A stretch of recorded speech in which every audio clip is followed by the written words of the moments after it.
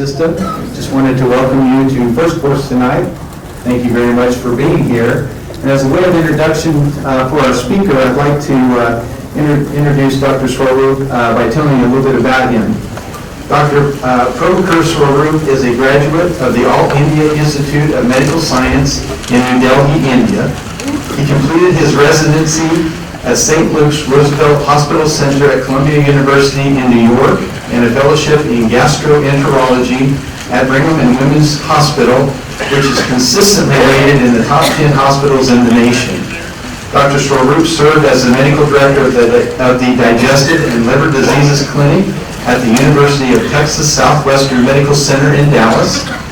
Dr. Swaroop is board certified through the American Board of Internal Medicine and Gastroenterology. He has been with the Hutchinson Clinic since 2014 and practices both in Hutchinson and in McPherson. It is my great pleasure to introduce Dr. Swaroop. Please give him a welcome.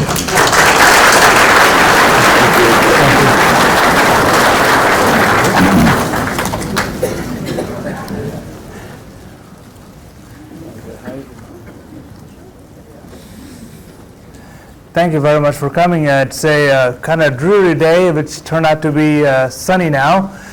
So today I'm going to talk to you about things that we have begun to do in Hutchinson, which was not available before. The places that we could do these things would be towns like Wichita or even Kansas City. And the common things that we all have, digestive disorders, difficulty swallowing, abdominal pain, constipation, it's our, it kind of affect our daily life. So why do I see patients in my office? The common reason why we have about a large number of patients come in complaining of heartburn. Doctor, when I eat something, suddenly I've got this pain, sensation in my heart, in my chest, which really bothers me. It doesn't make me sleep at night. Regurgitation, food comes up in my mouth. And when I lay down, that's another problem. And then sensation of food getting stuck. So when you eat food, it doesn't go down, it gets stuck there. And sometimes, here many times I have been called late at night, at 1 in the morning, somebody had steak and it's not gone through. It's overnight. I have to come back and take it out. And it happens quite often. Then constipation. So generally, when we talk about these things, we talk about two different kinds of testing. One is structural testing and the other is functional testing. I'll give you a concept of these two things as we get along. And we take these two patients to demonstrate what we can do. The first patient is a male who is a smoker. Now, he is a worker. Whenever he gets hungry, he goes to the nearest gas station, grabs a sandwich, bags of chip, something else, and usually he kicks back in the evening, has a couple of beers, and snores at night. And whenever he goes, he carries Tums because he has this heartburn. You have met him, right? Yes. And then now we have another young lady. She's 55 years old, same age, but she has this long-standing history of constipation for decades. And she has used almost all the over-the-counter medication for constipation. None of them have been successful. And she comes to me and saying, Doc, what can I do? What else do you have? And everything that I take, it just works for a month and it quits working. And then occasionally, she can go up to 2 weeks without having a bowel movement. And when she goes 2 weeks without bowel movement, she gets bloated and she has regurgitation and she feels as if she has turned into this gentleman. So, what do we do here? We do many kind of testing. We have clinical signs and symptoms. Many times we diagnose a disease based upon the clinical signs. We do not need any testing for it. But then when we do testing, we have two kinds of testing. We do structural testing to see if the insides are structured the way it's supposed to be. For example, when you go and buy a car, what do you look for? You look for engine, right? You look to have the steering wheel. You need to have the wheels, 2 doors or 4 doors, depending upon how stylish you want to be. Then, after you have made a choice, what do you do next? Make sure it's going to run. That's right, it's called test driving. So what I'm going to today talk about, not only test driving our GI system, but also structural testing. Many times the clues in what's causing the problem doesn't lie in structural problem, but the functioning of the intestine. So we'll talk about this functional testing a little bit more, which I'm proud to say that the Hutch Clinic has approved for fancy pneumatic toys for us. So we'll talk about that as well. So looking about structural tests, upper endoscopy. Who knows, who here has had an upper endoscopy? Right, quite a few. So you know that's a structural test, right? You had a colonoscopy, ERCP, CT scan, ultrasound, MRI. Sometimes MRI can be a functional testing. So those are the structural testing. So the first common thing we'll talk about is GERD, gastroesophageal reflux disease. So GERD is a malposition of hydrochloric acid. Our stomach normally should produce hydrochloric acid. It's the first barrier. So for example, think of this way. Your gut is an extension of the external environment. What's in your hand right now is an external environment. Soon it will become internal environment.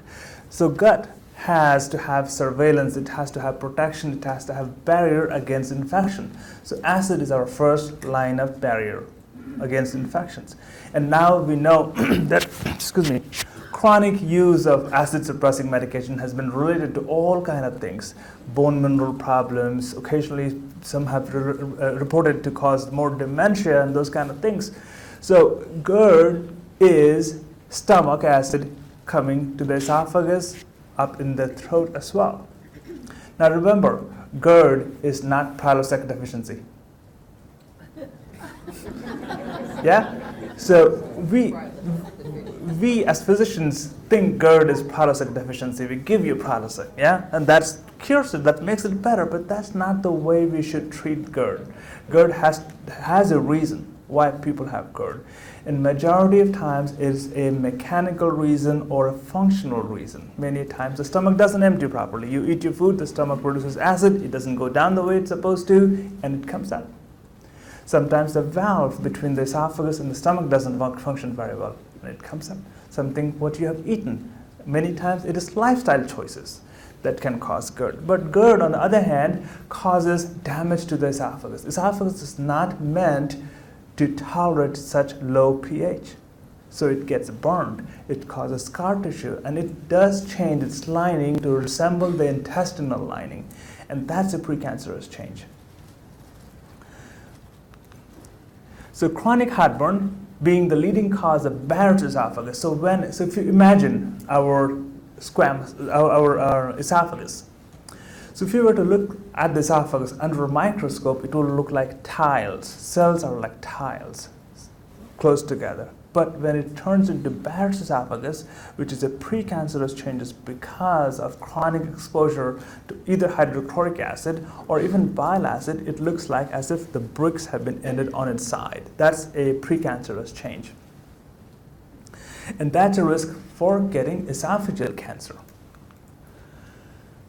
So Barrett's esophagus is also called intestinal metaplasia. Metaplasia is when one lining changes to another benign lining. That's metaplasia.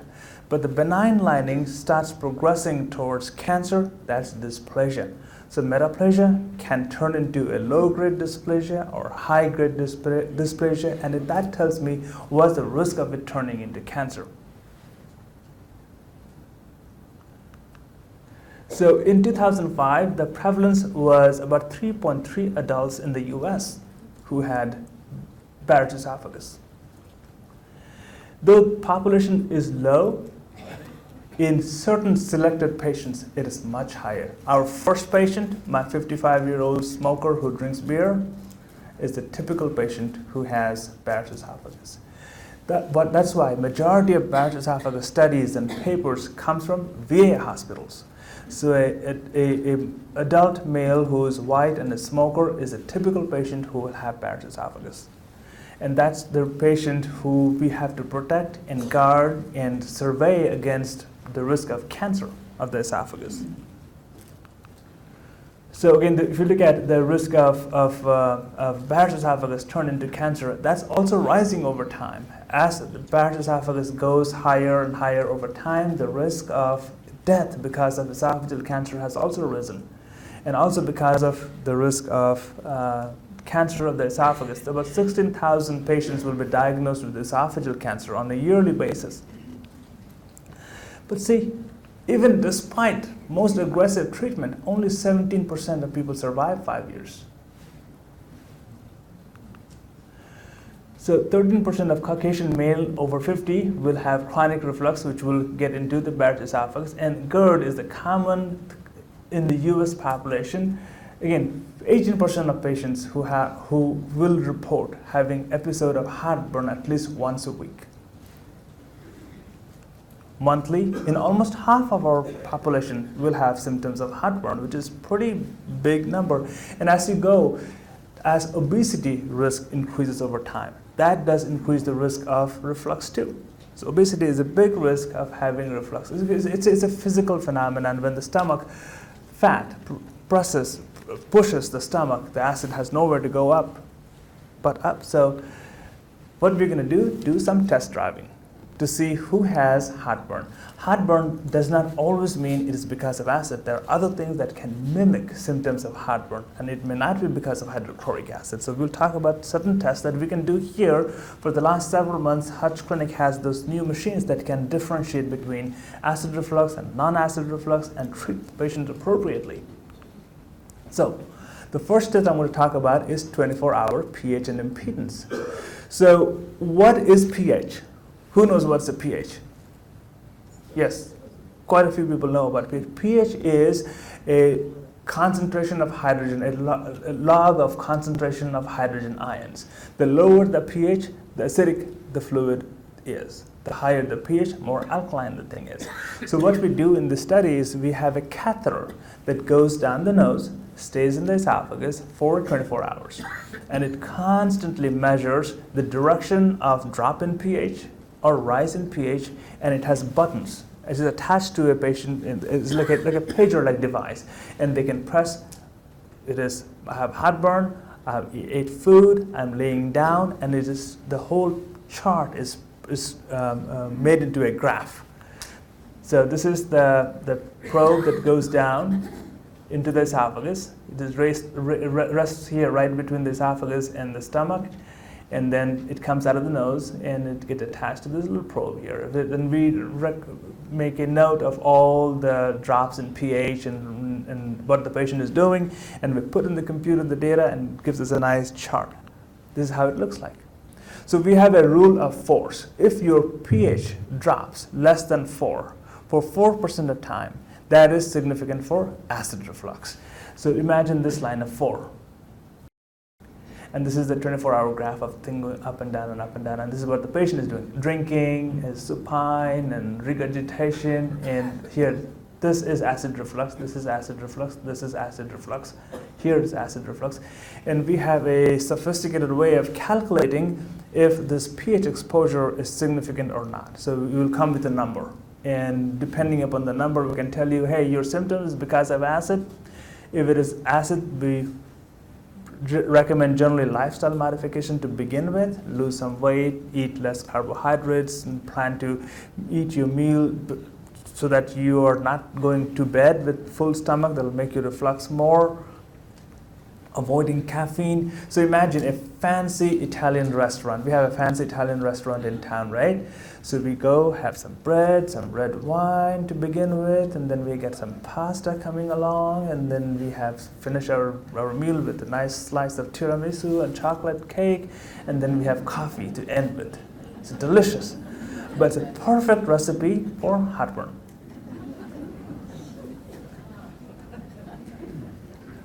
I think the perfect recipe for heartburn is a combination of mint and chocolate.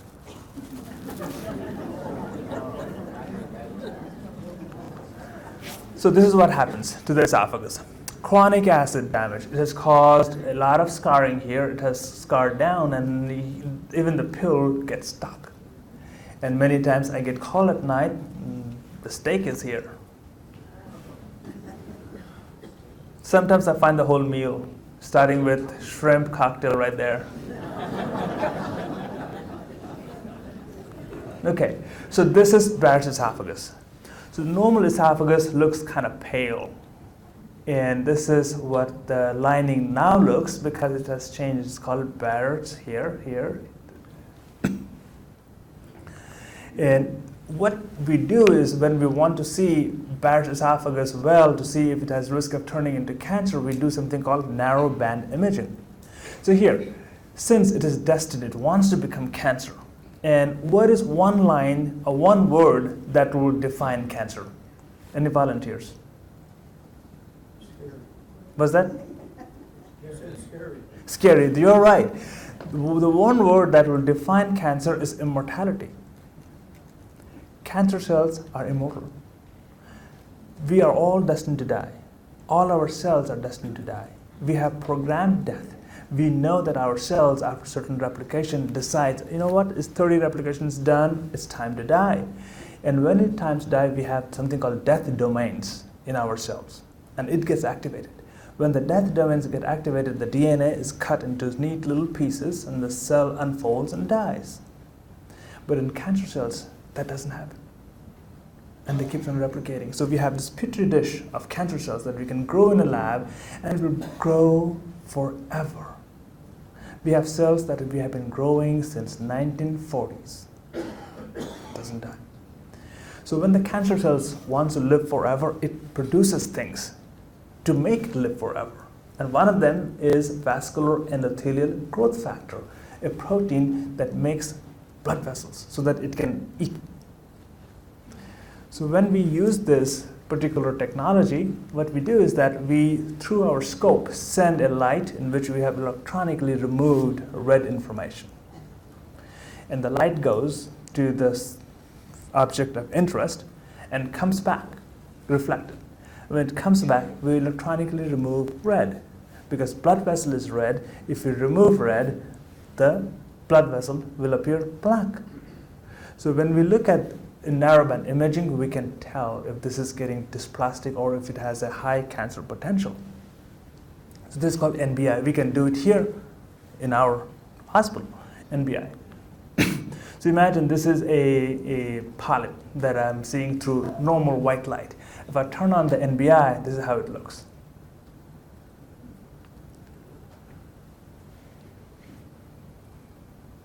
Okay. It's another way to look at it. This information, which is more red, has been removed, so this blood vessels will appear black. Okay, again here, this is a Barrett's esophagus, and these are the islands of normal appearing lining, and here is your Barrett's esophagus. So generally when we have Barrett's esophagus, we classify it if it is short segment or long segment, meaning 3 centimeters or less, or more than 3 centimeters or more. And we biopsy 4 biopsies every 2 centimeters throughout the entire length of the changes. So other new technologies that we have here is called 3D Watts biopsy. So what we do here is that we have a special brush that we can slide over the Barrett's esophagus, and it removes those cells. And we have a special computer that can tell me if it is precancerous or not. So instead of doing individual biopsies, so there's less miss rates. If somebody has precancerous changes, then we can do halo, which is radio frequency ablation. It's like a microwave. We microwave the bad part. And then if somebody is narrowed down, we can stretch it out with using a special balloon. We'll talk briefly about each of these 3.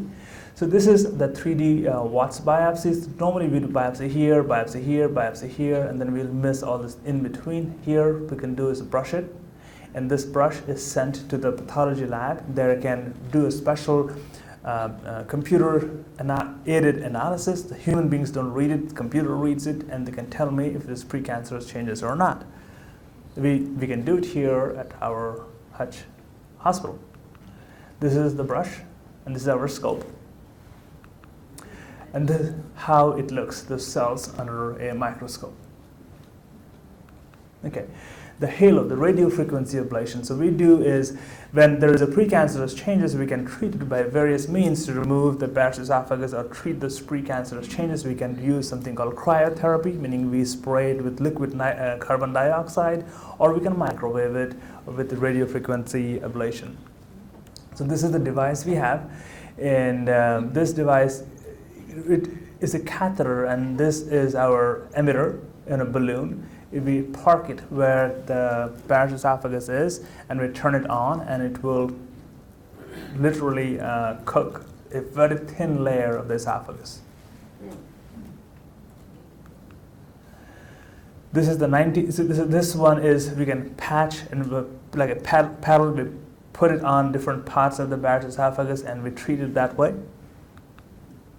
So this is the biopsy of the esophagus. This is the topmost layer. This is where the precancerous changes happen, and this is the layer that we treat with this radiofrequency ablation. So the patients who have high-grade or low-grade dysplasia, the rates of it turning into cancer is much reduced. Sometimes it goes back entirely normal. Okay, this is how it looks inside the stomach. This is the paddle, and we can treat it. This is the stomach. This is the scope coming through the esophagus and making a U-turn coming back this way. So you can take a look how it looks like. Okay, so this is the 360 balloon, which actually we did here the first RFA 360 in the entire state of Kansas. Not even Kansas University had it when we did here first. That was about a month or so ago. And this is the catheter that we use for smaller lesions. Okay, balloon dilation. We know that if the first patient that we saw in which the pill was stuck, this would be a perfect candidate to do balloon dilation. So this is how it does. This is the balloon. It is in a deflated form. We can put it through our scope and inflate it where there is a narrowing. So this is a narrowing right here. We put the balloon in, inflate it, and this is how it becomes. So the patient is now able to resume regular diet. And this is an outpatient procedure we can do. They don't have to be admitted, but it has a small risk, about 1 in 100 or less, of tearing the esophagus, which is not good. Yeah. Okay, so high resolution esophageal manometry. This is our newest device that we have here in the Hutch Hospital. And remember we talked about difficulty swallowing, and occasionally the difficulty swallowing is not because there is a mechanical obstruction, it's because esophagus doesn't pump well. So if somebody's esophagus doesn't pump well, the one job they should not do is become an astronaut. Because there's no gravity to help you. Okay, so if somebody has difficulty swallowing, we can look at this examination of the structural change, normal or not normal. If it is normal, then we look about manometry. If it is manometry, then we diagnose different diseases depending upon what we find in the manometry report. I'll tell you briefly what we do in manometry. So this is what the manometry graph looks like. So it'll explain to you what it is. Imagine this to be the esophagus right here, laying down. This is the upper sphincter right here in the neck. This is the lower sphincter right here in the chest. And this is the body of the esophagus. It is slanted this way because there is a factor of time in x-axis. And this color is based upon the pressures generated in the esophagus. It is named after Ray Klaus. He was in WashU, and it's called the Klaus chart. And so imagine the esophagus working, so you have a high pressure here on the upper esophagus sphincter, and then it goes down this way. There's some pressure here, and then the food goes down into the stomach. This is normal. In this patient, what's happening here? The bottom portion of the esophagus has high pressure here. The food is not going down. And generally, this is because of a condition called achalasia. So we have a valve in the bottom portion of the esophagus. When we swallow, that valve is supposed to relax so that the food can drop into the stomach. Many times it will not relax and food will get stuck. When you do endoscopy, it will look normal because there's nothing amiss. It's just the pressure is high. And this is a typical graph that you will get in an achalasia patient. So we'll give you some example of what we did here. This is our patient. And this is a normal graph here. So imagine, I have overlaid the esophagus right there. So this is the esophagus, this is the stomach right there. So this is the normal upper esophageal sphincter, the body of the esophagus, and this is something called the transient lower esophageal relaxation, and this is normal. Here, the patient has very high pressure in the body of the esophagus. This is the patient who is complaining, but food doesn't go down. So we know the trouble is in the esophagus. The pressures are too high. And then this is our third patient. Look at that. The endoscopy was entirely normal. Had we not had this technology, we'd have told that it's all in your head. We say that all the time, right? Yeah. Look here, the pressure is so high. So in majority of these patients, I would go ahead and inject Botox many times in the valve. We'll inject the Botox, it will relax it, or many times we will just dilate the esophagus, the bottom portion, in such a way that the muscles do not cause such high pressures. Okay, so let me see if I can click here. So this is a barium swallow. See, the skeleton has just swallowed a little bit of barium, right? So it went down. Into the next slide. And there, yeah, here it is. Yeah, and this is sideway views. This is another video. The 2 videos. Yeah, see, it's going down nicely. Yeah, the 3rd video is of interest. You can play that one. See here. See here, everything is piling up here, right? This is achalasia, in which the patient's lower sphincter is so tight that it's not letting the food go down.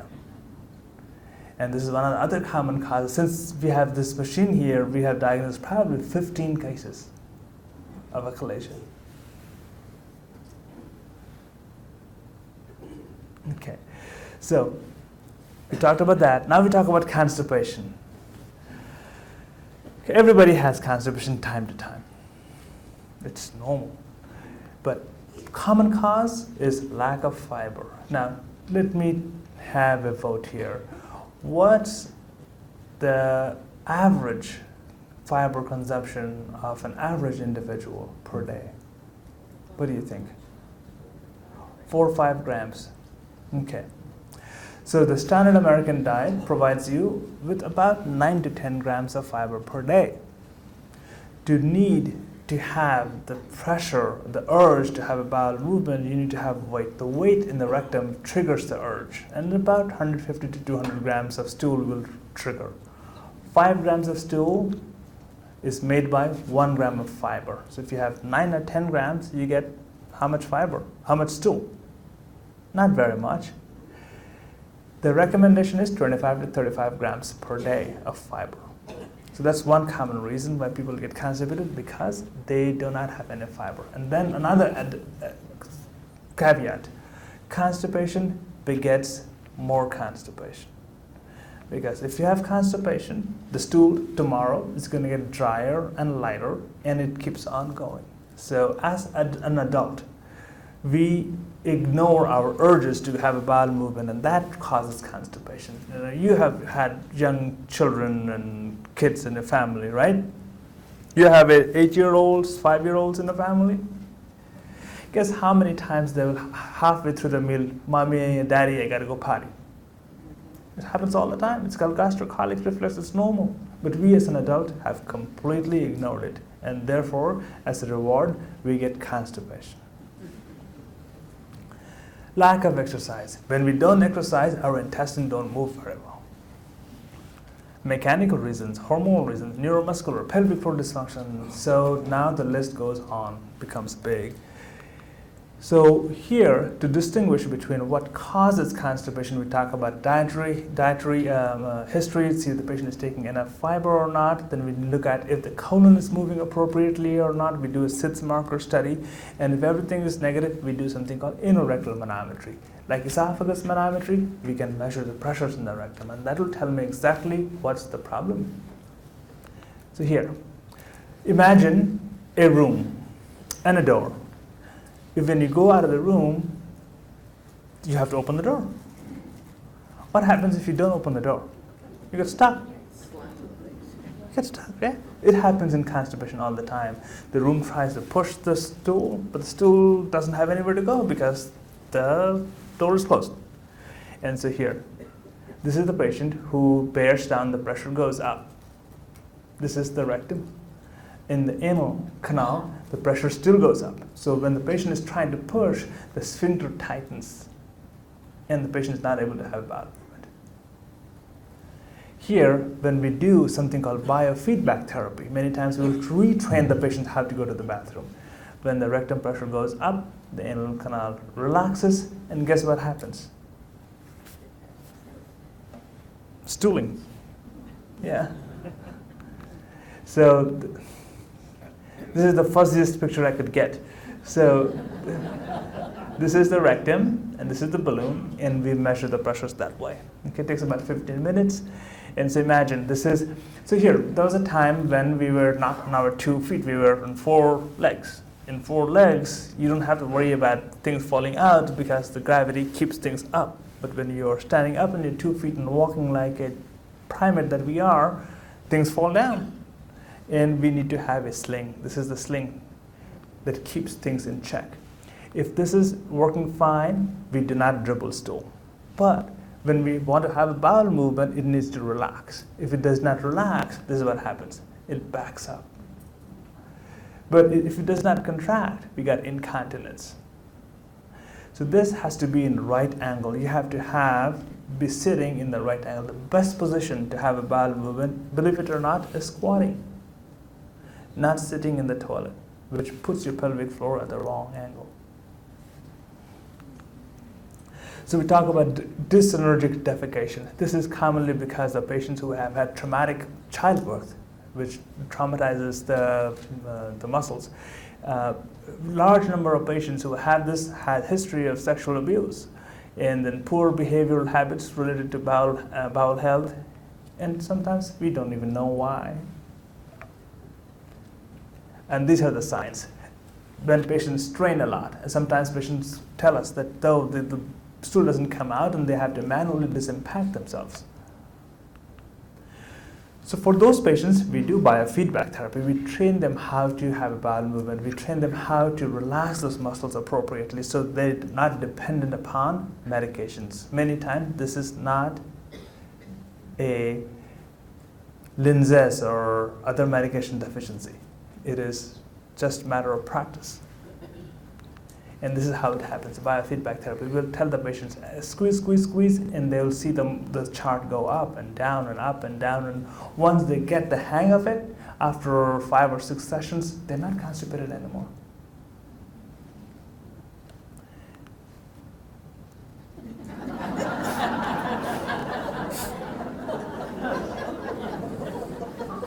All right. So this is the end of my GI talk. All right, we do have time for some questions, so if you have one, please flag them down and come up the back door. Any questions?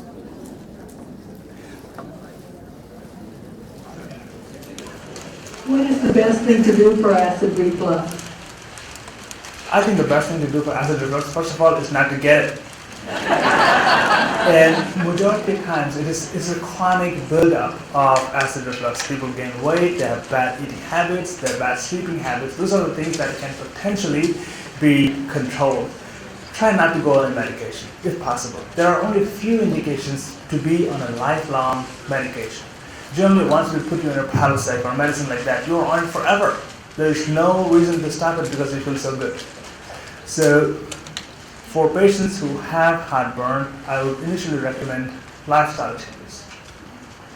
And if that does not work, then medication and limited amount, 8 weeks maybe, 16 weeks if at all. Meanwhile, you lose some weight, you get your belly down, and those kind of things. Is there any truth to the story that PPIs cause kidney problems? Well, see, here it is. PPIs overall are one of the safest medications, really. There are far more dangerous medications available over the counter, like Motrin, like Advil, like Tylenol. If you take 20 Tylenols, you will be in line getting a liver transplant. Overall, they are very safe medication, and the risk only comes to light when you're looking at thousands of people. So as an individual, it's not a risk. But as a population, yes, there is a risk of many things. And it changes the gut flora too. I mean, our bugs that live in our intestines change because of being on an acid suppressing medication. So for an individual, a well-selected individual who has a definite need for this medication, that's okay. Is there a cutoff age for colon? Yes, there is a cutoff age. Now here it is. If you look at our guidelines, somebody who never had a polyp, after age 70 or 72, we do not recommend any further colonoscopies. Now, if you at the age 72 had a colonoscopy and you never had a polyp, you probably never will have a polyp. But now we look at your life expectancy. What if you are expected to live till 100? Then if we think that you will live healthily for 10 more years, we will do a colonoscopy. But if the health is failing, then there's no point doing it. Because the travel time from a polyp to a cancer is 10 years. On average.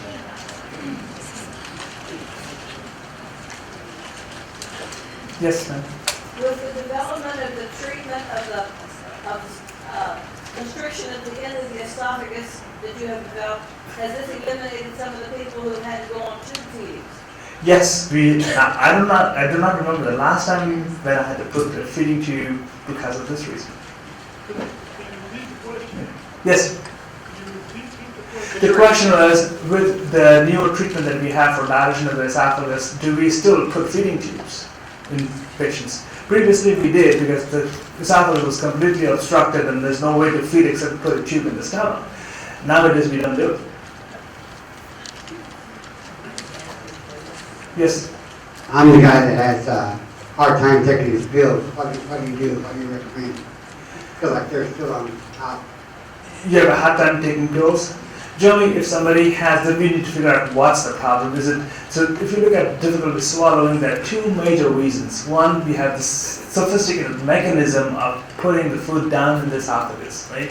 The tongue pushes the food down, our pharynx relaxes, the sphincter relaxes, and then it contracts again so that the food doesn't drop into the airway. We have to check that. And then if that checks out, then we look in the esophagus, see if there is a problem there. So we kind of distinguish the difficulty swallowing into two parts.